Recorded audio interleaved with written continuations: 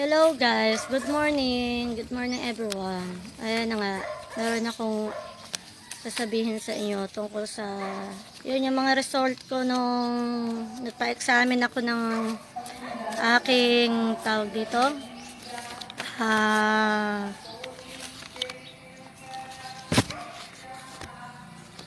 Echocardiogram at saka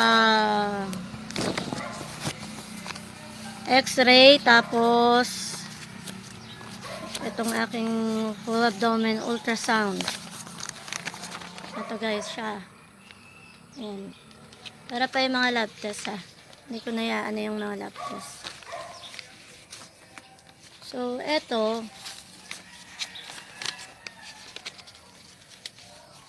Tawag dito. Ito ang aking full abdomen ultrasound. Ayan guys. Kita nyo meron siyang ano. Ayan. Ayan, ang findings sa akin ay fatty liver. Ayan. Hindi naman siya malala. So, ayan. Natapos na nga yung aking gamot kahapon. Gamutan sa, 2 months ang gamutan doon sa aking fatty liver. Tapos, ayan, very pricey talaga. Napakamahal ng gamot. Tapos, ito naman yung aking x-ray. Wala naman nakita. Parang ubo-ubo lang noon. Ayan. Okay naman. Then, yung aking to the echo. Ayan, ang aking cardiogram. Tungkol sa aking heart. Ayan. Sabi ni Doc ay wala daw akong heart failure. Pero, kumbaga, pa-mild lang. Kumbaga, usually, pinapindings naman daw yun ng doktor, yung mga mild. Pero, okay naman daw, pati yung daluyan ng, tawag doon? Parang daluyan yata ng dugo sa may puso yata, or agat, hindi ko malaman kung ano. Ayan.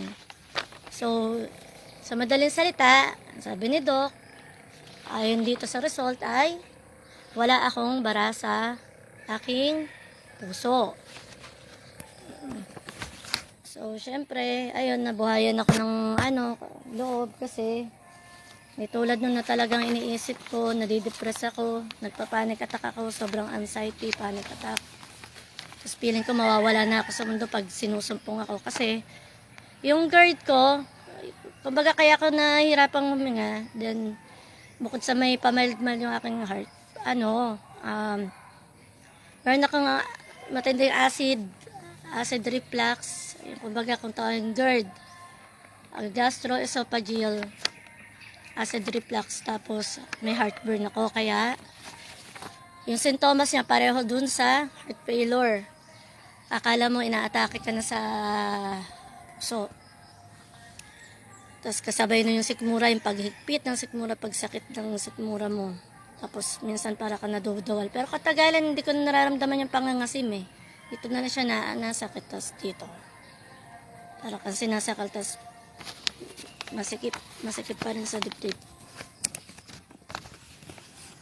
Ayun.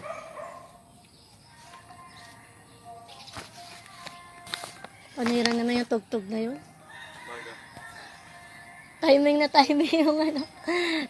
timing yung nagkakampanya. Ayun. Tapos, ayun guys.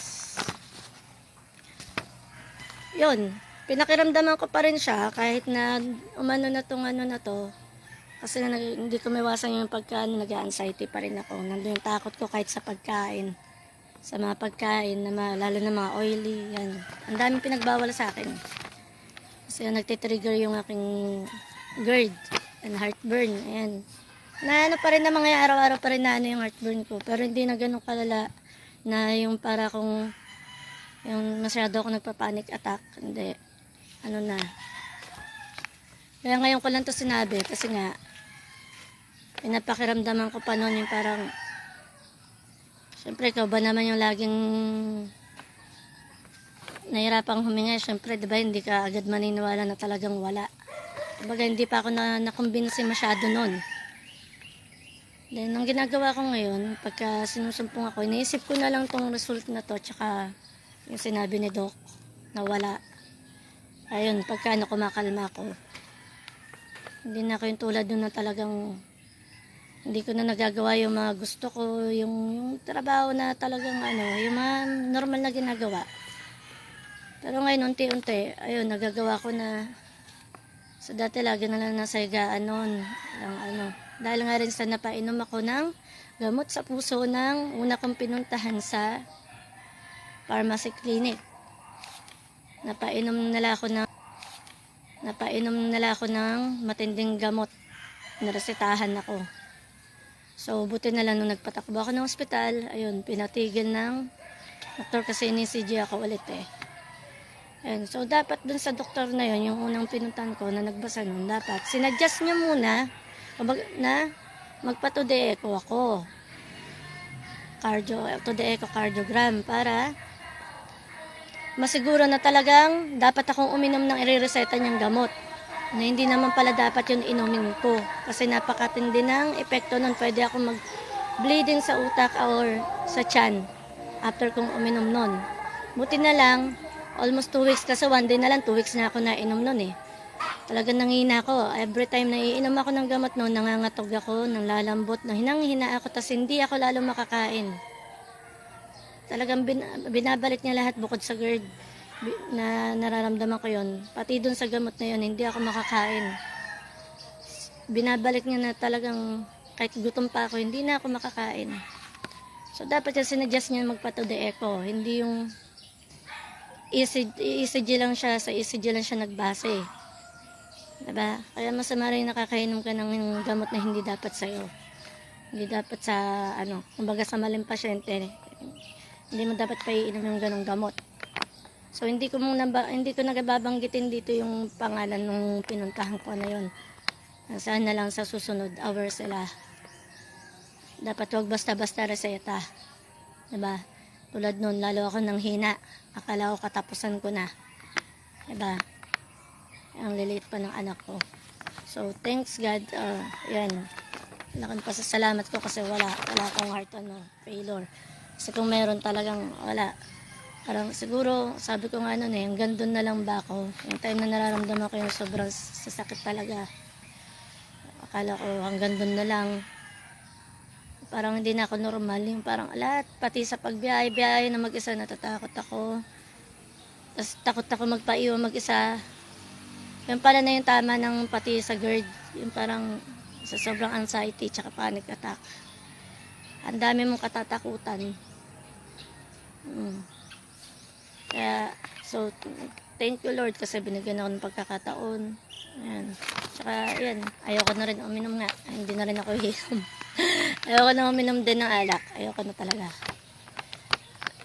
Hindi ko na hantayin na magkagaano pa ako. So, yun lang guys. Sana matapos na itong video na to. Thank you so much guys. Ayan. Thank you rin sa Panginoon at hindi niya hinayaan na magkaroon ako ng sakit dito sa talaga. Ayan. So yung fatty liver naman okay naman yung pag-inom ko ng gamot na tapos na. Tapos na ako kahapon ng umaga. Natapos na yung gamutan ko doon after 2 months. Ayan. So, yung sa heartburn ko na lang, may ininom naman akong gamot para sa, heartburn. Or GERD. Tsaka sa GERD. Yan, kumbaga, healthy lifestyle lang ang kailangan. Para gumaling din yung GERD. Kung alam, pag nakakain ng, hindi mo maiwasan pag yung makasama mo, piprito. Ayan, talaga nasumpong talaga siya ng grabe. Para ako sinasaksak or sinasakal. So, yun lang guys.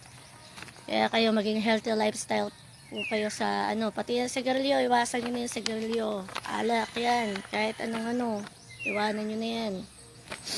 Nasa huli yung pagsisisi. Buti pa nga ako binigyan ng pagkakataon na talagang hindi pala sakit sa dito. So thank you so much. Thank you.